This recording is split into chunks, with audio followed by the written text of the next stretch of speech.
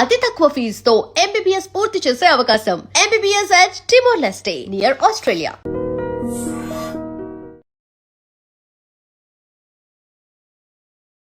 Welcome to iDream media. So జనరల్గా HbA1c ఇదేంటంటే sugar ఎలా ఉంది అని చెక్ చేసుకోవడానికి చేసే టెస్ట్ అన్నమాట. అయితే మనకు తెలియని విషయాలు చాలానే ఉన్నాయి. దీని గురించి వివరాలు తెలుసుకుందాం. మనతో పాటు ప్రముఖ internal medicine specialist doctor Rajesh Ukkala గారు ఉన్నారు. డాక్టర్ గారు నమస్తే అండి. నమస్తే. డాక్టర్ గారు, జనరల్గా HbA1c ఇదే షుగర్ని నిర్ధారించే ఒక అఫీషియల్ టెస్టా? సో HbA1c అనేది one of the diagnostic criteria for sugar. అయితే మనందరికీ తెలిసిన విషయం ఏంటి, డయాగ్నోసిస్ ఆఫ్ డయాబెటీస్లో fasting sugar, post lunch sugar and HbA1c చాలా ఇంపార్టెంట్ రోల్ ప్లే చేస్తాయి. సో డయాగ్నోసిసే కాకుండా ప్రోగ్నోసిస్ అంటే ఎలా ఈ జర్నీ ఆఫ్ డయాబెటీస్ వెళ్తుంది అనేది చూసేదే ఈ HbA1c. అయితే దీన్ని గ్లైకోసిలేటెడ్ హీమోగ్లోబిన్ అంటాం. గ్లైకోసిలేటెడ్ హీమోగ్లోబిన్ అంటే షుగర్ అతుక్కోనున్న హీమోగ్లోబిన్, అంటే హీమోగ్లోబిన్కి సంబంధించిన ఒక ప్రక్రియ ఇది. అయితే మనకు అర్థమయ్యేటట్టు చెప్పాలంటే, ఇంటికి పెయింట్లు వేస్తున్నప్పుడు 4-5 కోట్లు వేస్తే కానీ బాగా బ్రైట్నెస్ రాదు అని చెప్తారు. అలాగే ఈ coating of haemoglobin with sugar molecule, అదే గ్లైకోసిలేటెడ్ హీమోగ్లోబిన్. సో నార్మల్గా ఒక ఎర్ర కణంకి సంబంధించిందే హీమోగ్లోబిన్. ఈ ఎర్ర కణం లైఫ్ స్పాన్ 120 డేస్ ఉంటుంది, 3 నెలలు. ఆ 3 నెలల యావరేజ్ సూచించేదే ఈ HbA1c. సో ఈ HbA1c కారణంగా మనకి లాంగ్ టర్మ్ షుగర్ కంట్రోల్ ఎలా ఉంది, 3 నెలల్లో ఎలా జరుగుతుంది. సో జనరల్గా నా ప్రాక్టీస్లో నేను గమనించేది ఏంటి, బ్లడ్ టెస్టులు చేయించుకునేటప్పుడు స్ట్రిక్ట్గా ఉండేసి ఏమి తినకుండా ఆ రోజు ఉదయం సాయంత్రం కరెక్ట్గా ఉందని చూపిస్తారు. కానీ వాస్తవానికి HbA1c చెక్ చేస్తే అసలు ఓవరాల్ ఎలా ఉండింది అనేది మనకి ఏర్పడుతూ ఉంటుంది. ఒక నార్మల్ పర్సన్లో 5.7 అండ్ బిలో ఉంటే ఇది నార్మల్ కింద కన్సిడర్ చేస్తాం. 5.7 and below. Pre diabetic stage అనేది 5.7 నుంచి 6.4 వరకు ప్రీ డయాబెటిక్ స్టేజ్ కింద కన్సిడర్ చేస్తాం. 6.5 అండ్ అబవ్ ఈజ్ డయాబెటీస్. అయితే ఒక డయాబెటిక్ పర్సన్లో జనరల్గా మా టార్గెట్ 6.5 ఉండేటట్టు చేస్తాం.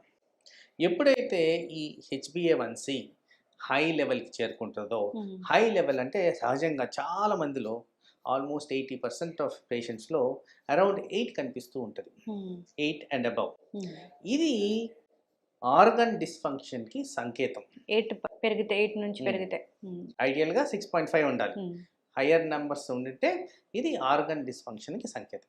ఏదైతే మేము డయాబెటిక్ కాంప్లికేషన్స్ అని మాట్లాడతాం, ఎక్కువ శాతంలో డయాబెటిక్ పుండు మానకపోవడం, రక్త ప్రసరణ లోపించడం, హార్ట్ ఎఫెక్ట్ అవ్వడం, బ్రెయిన్ ఎఫెక్ట్ అవ్వడం, కిడ్నీలు ఎఫెక్ట్ అవ్వడం, ఏవైతే డయాబెటిక్ రిలేటెడ్ కాంప్లికేషన్స్ అన్నీ ఉంటాయో అవి తరచుగా దీనికి సంబంధించిన వార్నింగ్ మిస్ అయినప్పుడే మనం చూస్తూ ఉంటాం. అంటే ఎవరైతే HbA1c పెరుగుతూ కూడా నెగ్లెక్ట్ చేస్తారో, ఇదేముంది లేదు ఒక నంబరే, HbA1c చెక్ చేసుకోరో, జస్ట్ ఆ బ్లడ్ టెస్ట్ ఇంట్లోనే షుగర్ చెక్ చేసుకొని నేను బాగున్నాను, ఇలా సెల్ఫ్ చీటింగ్ చేసుకునే వాళ్ళకి ఇది వచ్చేదానికి ఛాన్స్ ఎక్కువ. సో HbA1c కారణంగా మనకి long term complications of diabetes రాకుండా మనం సరి చేసుకోవచ్చు. సో దాని మీద అక్యూట్ అటెన్షన్ అనేది పే చేయాలి. తర్వాత ఈ మధ్యకాలంలో ఏవైతే ప్రతి సంవత్సరం వస్తున్న రివిజన్ ఆఫ్ డయాబెటిక్ గైడ్ లైన్స్లో HbA1cని ఫోకస్గా తీసుకొని HbA1c హై 10 అండ్ అబవ్ ఉంటే కంపల్సరీ ఇన్సులిన్ ఇవ్వండి అంటారు. ఈ పాయింట్ ఎందుకు చెప్తున్నానంటే, నేను ఎప్పుడన్నా పేషెంట్ గురించి మాట్లాడుతున్నప్పుడు పేషెంట్తో డిస్కషన్ పాయింట్ వచ్చి HbA1c ఎక్కువగా ఉంది, కాస్త ఇన్సులిన్ వెంటనే వద్దు మాకొద్దు.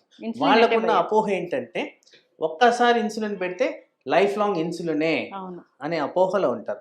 వాస్తవానికి టెంపరీకి కూడా ఇన్సులిన్ పెట్టి ఆ HbA1cని కాస్త కరెక్ట్ అయ్యే విధంగా చేసి డ్యామేజ్ టు ఆర్గన్స్ కాకుండా చేసే విధంగా కాస్త రోజులు, మేబీ 3 months 4 months వాడిన తర్వాత దాన్ని ఇన్సులిన్ కూడా మానేదానికి అవకాశం ఉంటుంది. అది చాలా ఇంపార్టెంట్గా గ్రహించాలని చెప్పి నేను చెప్పదలుచుకున్నాను. డాక్టర్ గారు, ఇప్పుడు HbA1c బట్టే మీరు మందులు రాస్తారా? HbA1c ఇంత ఉంటే మందులు, లేదా ఫాస్టింగ్ పోస్ట్ దాన్ని బట్టి మందులు రాస్తారా? చాలా ఇంపార్టెంట్ క్వశ్చన్ అడిగారు. HbA1c ఒక్కదాన్ని పెట్టుకొని మందులు డిసైడ్ చేయాలి. సో ఈ మధ్యకాలంలో ఇదివరకు మనం కూడా డిస్కస్ చేసిన point continuous glucose monitoring, CGM.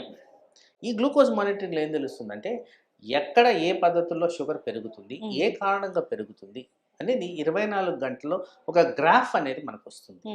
So ఈ గ్రాఫిక్ రిప్రజెంటేషన్లో నేను ఎక్కడ కాన్సన్ట్రేట్ చేస్తే షుగర్ అదుపులోకి వస్తుంది, ఉదయం మధ్యాహ్నం రాత్ర. అండ్ నేను ఎప్పుడు చెప్తున్నట్టే షుగర్ అనేది ఒట్టి మెడిసిన్తోనే కంట్రోల్ కాదు, దీంట్లో చాలా రకాల ప్రక్రియలు ఇన్వాల్వ్ అయి ఉన్నాయి. మనం చేసే ఎక్సర్సైజ్, మనం పోయే నిద్ర, మనం తినే డైట్, ఇవి చాలా క్రూషియల్ రోల్స్ ప్లే చేస్తాయి. కాబట్టి ఒక మెడిసిన్ మీదే కాదు. అందుకోసమే CGM వచ్చినప్పుడు ఏం అర్థమవుతుందంటే ఎలా మన షుగర్ ఫ్లక్చుయేషన్స్ జరుగుతున్నాయి, మనం తిన్నప్పుడు ఏం జరుగుతుంది, మందులు ఏ విధంగా కంట్రోల్ చేయగలుగుతున్నాయి, ఇదంతా ఇన్ఫర్మేషన్ అయితే వస్తుంది. సో హోలిస్టిక్గా మేము ఈ ఇన్ఫర్మేషన్ మొత్తం తీసుకొని HbA1c ఒక్కదాని మీదే కాకుండా వీటి మీద కూడా ఆధారపడి మేము డోసేజ్ అనేది డిసైడ్ చేస్తాం. కానీ లాంగ్ రన్లో ఏవైతే 3 నెలలు డ్యూరేషన్ది HbA1c ద్వారా మేము ఆర్గన్ ఫంక్షనాలిటీ చూస్తున్నాం కాబట్టి అది కూడా కంట్రోల్ అయ్యేటట్టు ఈ మందుల్ని కాంబినేషన్ థెరపీలో ఇవ్వడం అనేది జరుగుతుంది. ఓకే డాక్టర్ గారు, ఇప్పుడు HbA1cని మేము మెయింటైన్ చేయాలి అంటే ఏం చేయాలి అసలు? సో HbA1c ప్రాపర్గా మెయింటైన్ చేయాలంటే మీకు ఎవ్రీడే కంట్రోల్ అనేది ఇంపార్టెంట్. ఫర్ ఎగ్జాంపుల్ మనము తిరుపతి వెళ్ళాం, ప్రసాదం తెచ్చుకొని ఆ లడ్డు కాస్త తినకుండా కాస్త ఎక్కువగా తిన్నాం, మీ ఎక్స్కర్షన్ అనేది ఎక్కువ ఉంటుంది. కానీ అందరికున్న అలవాటు ఏంటి, ఒక లడ్డుతో వచ్చారు, 4 లడ్డులు తెచ్చుకొని 4-5 రోజులు తినడానికి ట్రై చేస్తారు. ఈ 4-5 రోజులు ఇంపాక్ట్ ఏదైతే ఉందో చాలా హై లెవెల్ ఆఫ్ షుగర్ ఉంటుంది.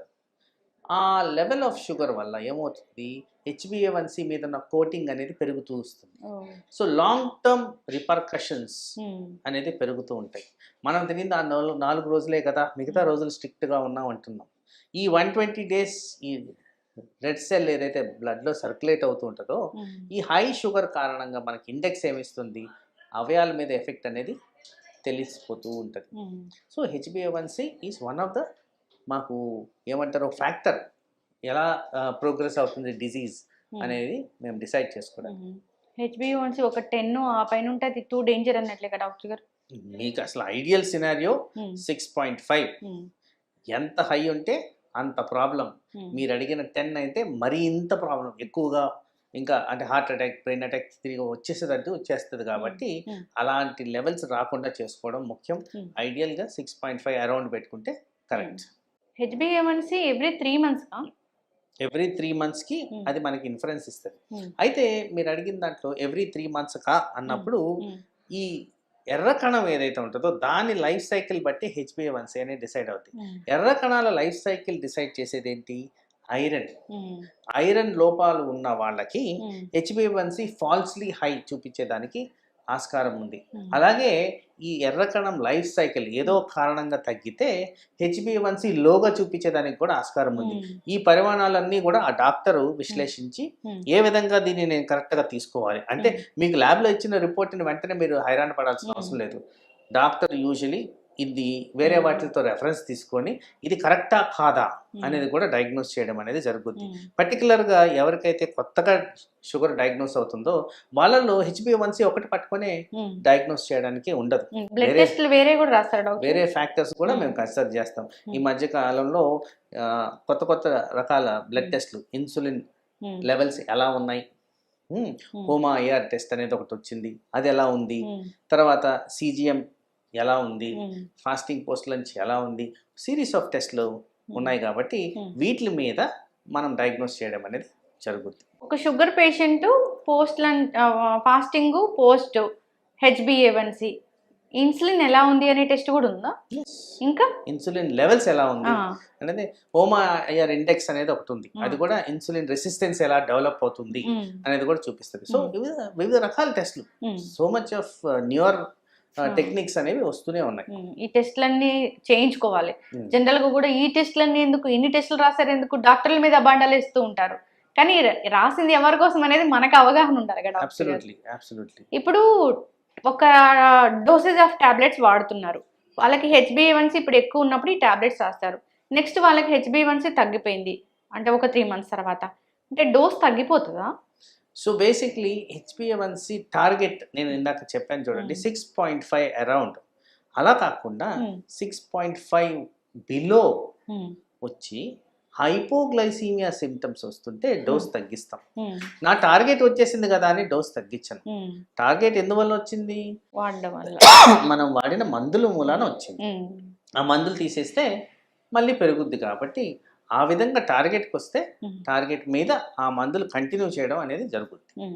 ఇప్పుడు ఎప్పుడైనా వీళ్ళు మెయింటైన్ చేయట్లేదు సరిగా షుగర్ లెవెల్స్ అన్నప్పుడు అది అన్ని అవయవ ఆర్గాన్స్ మీద ఇబ్బంది అనేది చూపిస్తుంది. ఆ డాక్టర్ గారు జనరల్గా కూడా సీజిఎం అంటే కూడా అందరూ అదేదో పిన్ను అదేదో పెడతారు అట్లా భయపడుతూ ఉన్నారు. దాని గురించి ఏం చెప్తారు? సో ఇది చాలా సింపుల్ డివైస్ అండి. ఒక స్టిక్కర్ పెట్టినట్టే అనిపిస్తుంది మనకి. చేతి భాగం మీద పెడతారు. సో దానివల్ల భయపడాల్సిన అవసరమే లేదు. దానివల్ల బెనిఫిషియల్ ఎఫెక్ట్స్ చాలా ఉంటాయి. చాలా మంది అంటారు నేను డైట్ ప్రాపర్గా తీసుకుంటున్నాను, మీరు చెప్పిన అన్ని ఫాలో అవుతున్నాను, అయినా కానీ నాకు షుగర్ పెరుగుతుంది. ఇలాంటి ఇన్ఫర్మేషన్ సీజిఎం ద్వారా చాలా ఈజీగా వస్తుంది. ఏ టైంలో పెరుగుతుంది, ఏ కారణంగా పెరుగుతుంది అనేది అనలిటికల్గా డాక్టర్కి చాలా హెల్ప్ఫుల్గా ఈ సీజిఎం అనేది పనిచేస్తుంది. కాబట్టి ఆ విధంగా పేషెంట్కి బెనిఫిట్ అవుద్ది. కాబట్టి ఎవెన్చువల్లీ ఏమవుతుందంటే మేము కరెక్టివ్ మెజర్స్ తీసుకొని ఎక్కడ ఏం చేస్తే కరెక్ట్ అవుద్ది అనేది కూడా మాకు గైడెన్స్ వస్తుంది. కాబట్టి సీజిఎంకి చాలా important role in the management of diabetes. Long టర్మ్లో హెచ్బిఏవన్సి కూడా ఇక్కడ మన కంట్రోల్లో వచ్చేస్తుంది. కాబట్టి ఆ విధంగా అవయాల మీద ఎఫెక్ట్స్ పడకుండా, కాంప్లికేషన్స్ రాకుండా, కాంప్లికేషన్స్ ఫ్రీ డయాబెటీస్ని మెయింటైన్ చేయడమే మా లక్ష్యంగా మేము మెయింటైన్ చేస్తాం. ఇన్సులిన్ తీసుకుంటే అసలు కాంప్లికేషన్స్ రావు, షుగర్ కూడా పెరగదు. కాంప్లికేషన్స్ రావు అంటే ప్రాపర్ పద్ధతులు. ఇన్సులిన్ దగ్గర కూడా చాలా అపోహలు ఉన్నాయండి. తీసుకునే విధానం ఎక్కడైనా తీసుకోవచ్చు శరీరంలో అనేది ఉంది. దానికి ఒక స్ట్రిక్ట్ గైడెన్స్ ఉంది. ఏ పార్టీలో తీసుకోవాలనేది మీ డాక్టర్ గారిని అడిగితే క్లియర్గా చెప్తారు. ఏ విధంగా తీసుకోవాలి, ఇన్సులిన్ ఏ విధంగా స్టోర్ చేయాలి, ఇవన్నీ కూడా క్లుప్తంగా తెలుసుకొని ఆ విధంగా చేస్తేనే ఇది మనకి సరిగ్గా బాడీలో ఎక్కుతుంది. టాబ్లెట్స్, ఇన్సులిన్ ఏది best? Always insulin is best. కానీ needle phobia, inertia of insulin మేము మెడికల్ టర్మ్స్లో వాడేది. దాని కారణంగా ఎక్కువగా ఇన్సులిన్ వాడలేకపోతున్నాం. కానీ ఇప్పుడు వచ్చిన ఆధునిక మెడిసిన్స్ చాలా పవర్ఫుల్ ఉన్నాయి కాబట్టి, చాలా విధాల బెనిఫిషియల్స్ ఉన్నాయి కాబట్టి ఎస్ అవి కూడా బాగానే పనిచేస్తున్నాయి. ఇప్పుడు మౌంజారో, ఇంక్లిజరాల్ కూడా డయాబెటీస్ కోసమేనా? ఎస్, ఈ రెండు ఎన్ని రోజులకు ఒకసారి తీసుకోవాలి? అది యూజువలీ ఇప్పుడున్న గైడెన్స్ ప్రకారం వారానికి ఒక్కసారి, ఎవ్రీ వీక్ ఒకసారి. దానికి డోసెస్ పెంచుకునే విధంగా మీ అవసరాన్ని బట్టి డిసైడ్ చేయడం జరుగుతుంది. అది కూడా డాక్టర్ దగ్గర వచ్చి తీసుకోవాలి. అంటే ప్రిస్క్రిప్షన్ అనేది మేము ఇవ్వడం జరుగుతుంది. ఇంట్లో ఉంటే తీసుకోవచ్చు. ఇప్పుడు మెడికల్ షాప్కి వెళ్ళి కూడా తీసుకొని డైరెక్ట్గా ఒబెసిటీ తగ్గించుకోవచ్చు, డయాబెటీస్ తగ్గించుకోవచ్చు అనేది నడుస్తుంది డాక్టర్ గారు బయట. Generally not advisable. బికాస్ అది సైడ్ ఎఫెక్ట్స్ ఏంటి, మీ ప్రొఫైల్కి సరిపోద్దా లేదా, కొన్ని కండిషన్స్లో పర్టికులర్గా thyroid cancer, pancreatic cancer, pancreatitis అనే కండిషన్, ఇలాంటి వాటిల్లో ఇట్లాంటి మంజోరో లాంటి డ్రగ్స్ వాడకూడదు. కాబట్టి మీరు డాక్టర్ని కలిసి ఆ ఎక్స్పర్ట్ ఒపీనియన్ ద్వారా ఎంత డోస్ తీసుకోవాలనేది డిసైడ్ చేసుకోవడం మంచిది. అంటే పేషెంట్స్ వచ్చినప్పుడు ఇప్పుడు కొత్త ఇంజెక్షన్స్ వచ్చాయి తీసుకోవచ్చా డాక్టర్ గారు, ప్రిస్క్రైబ్ చేస్తారని అడుగుతున్నారా? జనరల్గా అడుగుతున్నారు. అక్కడ ఫ్యూ థింగ్స్, ఫైనాన్షియల్ ఆస్పెక్ట్ కొద్దిగా ఎక్స్పెన్సివ్ ఉంది. తర్వాత రెగ్యులర్గా వేసుకోవాలి. అంటే ఈ ఇంజెక్షన్స్ వచ్చిన బెనిఫిట్స్ ఏవైతే ఉంటాయో ఆ ఇంజెక్షన్ వాడినంతసేపే ఉంటాయి. అవి మానేస్తే రివర్సల్ అనేది చాలా హై ఛాన్సెస్ అనేది ఉంది. తర్వాత కొంతమందిలో కాస్త గ్యాస్ట్రో ఇంటెస్టైనల్ సిమ్టమ్స్, అంటే జీర్ణాశయానికి సంబంధించిన symptoms like vomiting, diarrhoea, constipation, కడుపులో నొప్పి, ఇలాంటివి రావడం జరుగుతుంది. కాబట్టి ఇవన్నీ గమనించుకోవాలి. కాబట్టి ఇది డాక్టర్ సలహాలు, సూచనల ద్వారా తీసుకోవడం అనేది ముఖ్యం. చక్కటి ఇన్ఫర్మేషన్ డాక్టర్ గారు. తెలీదు నాకు ఆ మౌంజారో ఎలా పనిచేస్తుంది, ఏంటి, ఈ టాబ్లెట్స్ ఉన్నాయి కదా ఇవే వేసుకోవచ్చా అనే వాటి గురించి కన్ఫ్యూజన్ ఉంటుంది. కాకపోతే కొత్త మందు వచ్చింది దాన్ని ట్రై చేద్దాం అనుకునే వాళ్ళు కూడా ఉంటారు. వీక్లీ వన్స్ కాబట్టి అది మనకి తీసుకుంటే సరిపోతుంది. కానీ పూర్తి స్థాయిలో షుగర్ని తగ్గిస్తుంది అంటే అది కూడా లేదు కదా, అది కూడా మెయింటైన్ చేయడమే కదా. ఇప్పుడు ఈ మందులు, ఈ ఇన్సులిన్ ఎలాగో ఈ మౌంజారో కూడా వీక్లీ వన్స్ అలాగే డాక్టర్ గారు? కంప్లీట్గా డయాబెటీస్ని అయితే రివర్స్ చేయదు. ఊబకాయని తగ్గిస్తుంది, షుగర్ని అదుపులో ఉంచుద్దే. కానీ అది కూడా అది వేసుకున్నంత వరకే దాని బెనిఫిట్స్. అది మానేస్తే రివర్సల్ అనేది చాలా హై ఛాన్సెస్. ఇక్కడ ఊబకాయం మెయిన్ టార్గెట్. కాంప్లికేషన్స్ అయితే ఉన్నాయి. రిలేటెడ్ అడ్వర్స్ ఈవెంట్స్ అయితే ఉన్నాయి. అవి తక్కువే కానీ డాక్టర్ని సంప్రదించి తీసుకోవడం అనేది ముఖ్యం. చక్కటి ఇన్ఫర్మేషన్ డాక్టర్ గారు. HbA1c అనేది ఒక మంచి టెస్ట్, దాన్ని చేయించుకోవాల్సిందే డాక్టర్ చెప్పినప్పుడు. 3 నెలలకు ఒకసారి దాన్ని చేస్తారు. సో దాన్ని బట్టి మందులు రాస్తారా అంటే డిపెండ్స్ ఆన్ వాళ్ళ కండిషన్. ఇంకొకటి CGM అని కూడా ఉంటుంది, దాన్ని బట్టి మందులు రాయడం అనేది జరుగుతుంది. అందరూ దీన్ని ఫాలో అవ్వాలని కోరుకుందాం. చాలా చక్కటి ఇన్ఫర్మేషన్ అండి, ధన్యవాదాలు. And for more videos, Please subscribe to iDream. Please subscribe to iDream. Please subscribe iDream. And please subscribe to iDream. For more videos, subscribe to iDream. please like, share, and subscribe to the channel. Congratulations, iDream. subscribe to iDream. Subscribe to iDream. So subscribe to iDream Media. iDream की iDream team अंदर की huge congratulations. Please subscribe iDream Media. Please subscribe to iDream. Subscribe iDream. Please subscribe to iDream. iDream అంటే నా కళల ఛానల్ను subscribe చేసుకున్న నోరు తిరుగుతలేదు, మీరైతే గంట గుర్తు కొట్టండి. For more such videos, please subscribe to iDream. Subscribe to iDream. Please subscribe to iDream. Please subscribe iDream Media. Please do subscribe to iDream. Please subscribe to iDream Media. For best entertainment and information, please subscribe iDream. And don't forget to subscribe to iDream.